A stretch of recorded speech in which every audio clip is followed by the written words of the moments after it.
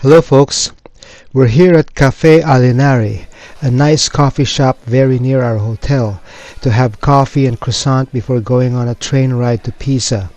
As in all dining places in Italy, it is much cheaper to have your coffee and choice of bread by the counter than at a table, and we're aware of it going in, but we want to enjoy our breakfast sitting down, and we're not hurrying up anyway, so we enjoyed our coffee and Italian croissants at a table in a nice room.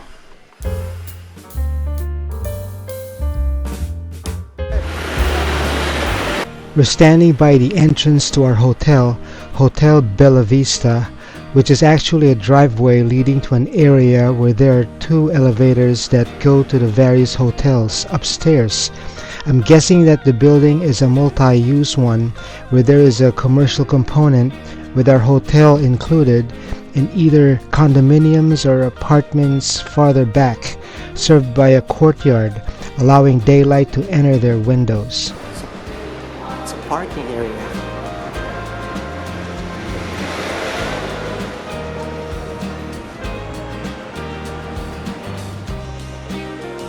We're now waiting for our train to arrive.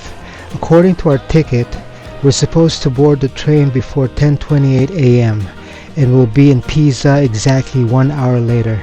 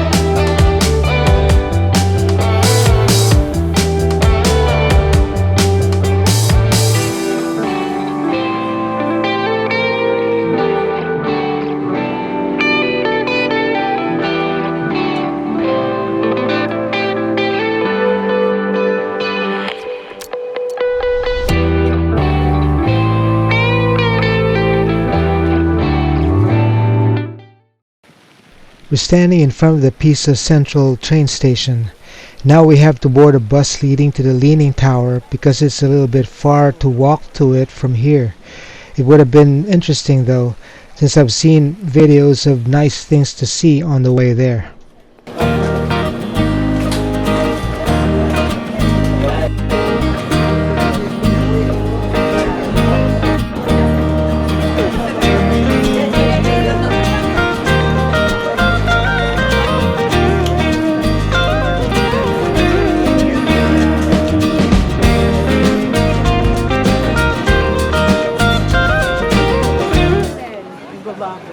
We're now approaching the Mura di Pisa, or the eastern entrance to the walled compound. The term also refers to the walls themselves. They are considered one of the most ancient structures in Italy that are still almost entirely intact. Its construction began in 1154 and was finished a century and a half later. For those who would like to walk on top of these walls, they only have to pay €5 to do so, and it would take approximately 2 hours to complete. We're now approaching the baptistry, which is the first building you'll see inside this walled compound from the main entrance. We spent €10 each to see 5 buildings. We left out the tower itself because we don't want to climb stairs anymore, and the Opera del Duomo Palace because we might run out of time. This baptistry is dedicated to St. John the Baptist. Also, it is considered the largest baptistry in Italy and the whole world. The building is set in the Romanesque and Gothic architectural styles. Galileo Galilei, the scientist, was baptized here, which makes sense because he was born here in Pisa. Might as well be baptized nearby. This can also be a side treat for those coming here to Pisa, to see other tourists trying hard to get that perfect shot of their friends or loved ones doing something to the Leaning Tower. Either that classic shot of pushing it straight up, or kissing it, or leaning against it, and many others. As for me, I got my perfect shot.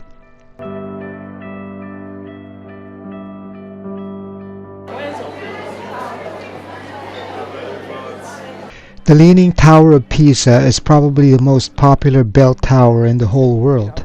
Standing at 56 meters high, or around 184 feet, it serves as a human and divine timekeeper within the Duomo Square, or the Piazza dei Miracoli.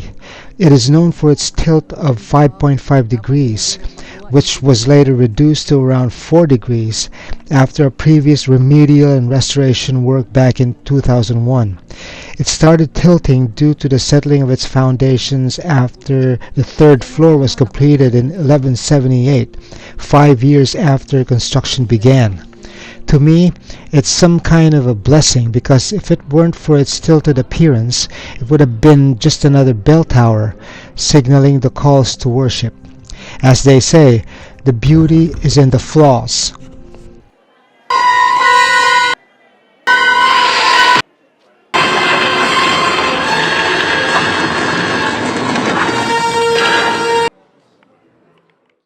We're now on our way to the Duomo Santa Maria Assunta, or the Pisa Cathedral. This is a 12th century Romanesque columned basilica, and along with the Leaning Tower, the Baptistry, and the Camposanto, has been listed as a UNESCO World Heritage Site since 1987. This is the oldest among the structures here at the Piazza dei Miracoli, as construction began in 1063 and was completed in 1092. It survived the fire in 1595, where the roof had to be replaced. The church's architecture has Islamic and Armenian influences.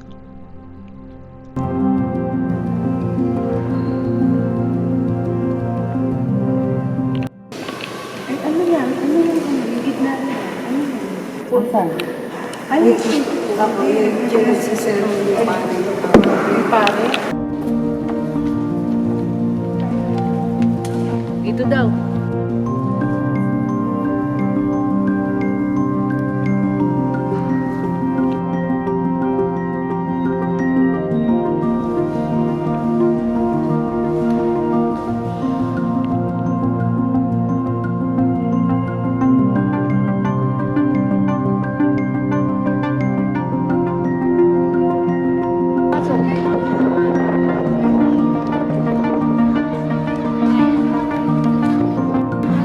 The Camposanto, or Holy Field, is a historic cemetery in Pisa and is an integral part of the Piazza dei Miracoli compound, if I may. The burial ground was used to be covered by the holy soil from Golgotha, or Calvary, where my Lord and Savior Jesus Christ was crucified, according to legend.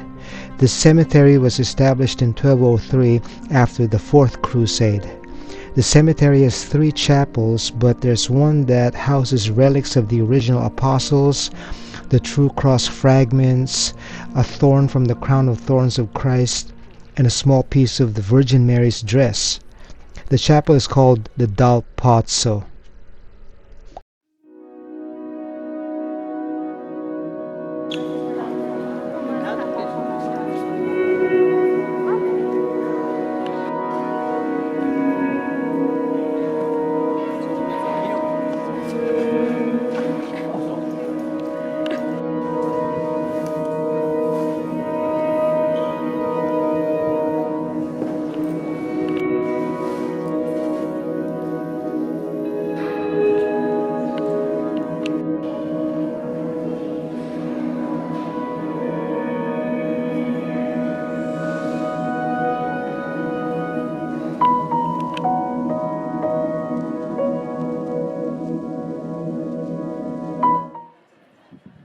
At this point, we were supposed to go to the baptistry, but when we got to the door, there was a sign saying that there's an activity in progress, so we decided not to look at its interior anymore and have lunch instead.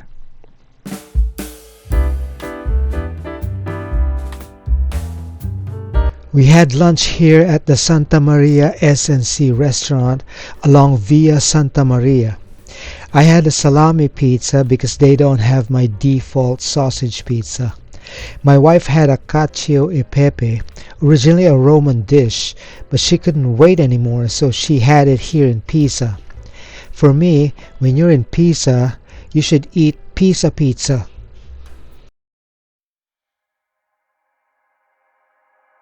The Sinopie Museum is a museum showcasing fresco preparatory drawings or rough sketches made in the 14th century for the frescoes on the walls of the Camposanto.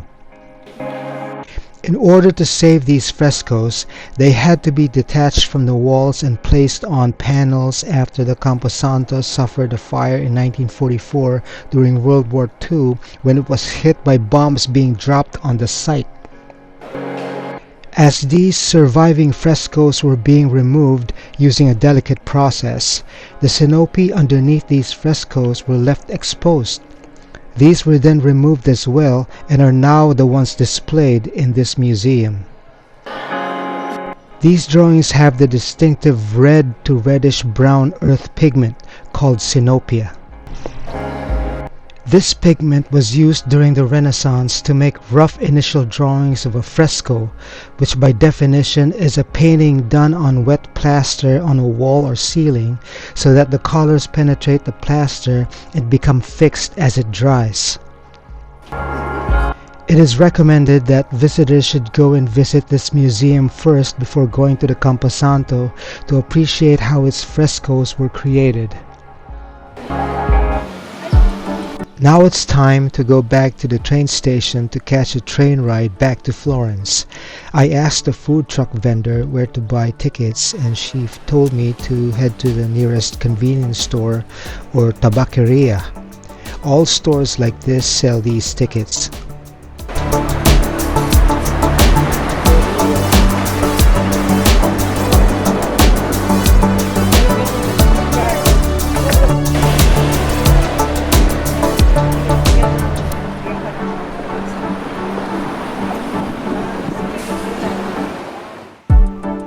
We boarded a train going directly back to Florence.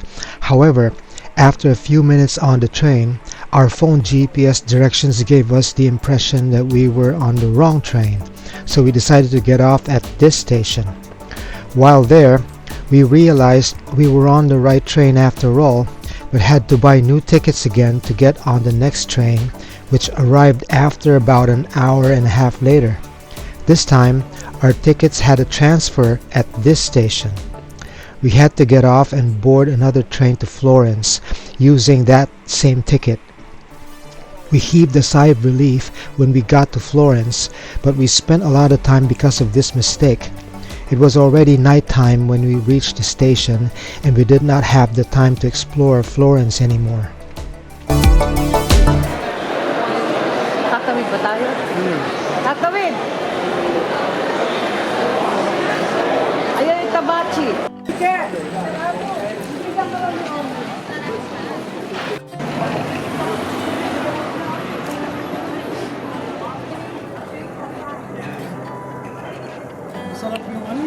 Since this is our last night in Florence, we couldn't let it pass by without trying out the signature panini sandwich, which can only be bought at All Antico Vinaio.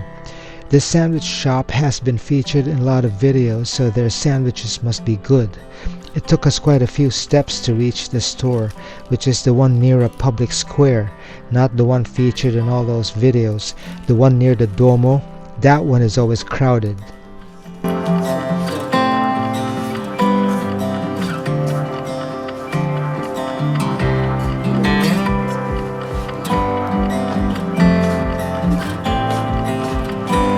We also tried a sandwich that originated here in Florence, the one where the meat is a part of the cow's stomach, the Lampredotto. We bought it here at a kiosk near our hotel, the Panino Mondiale. I've had my share of offal through the years, and this is not awful, just awful. For me, it's a one-time thing though, another bucket list item. Maybe if I wasn't that full because of the panini, I would have finished it.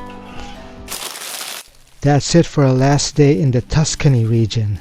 If we had one more day, we would have explored more of Florence. Maybe next time. Tomorrow we're headed to Rome. Second time for us, first time for our companions. Watch out for it.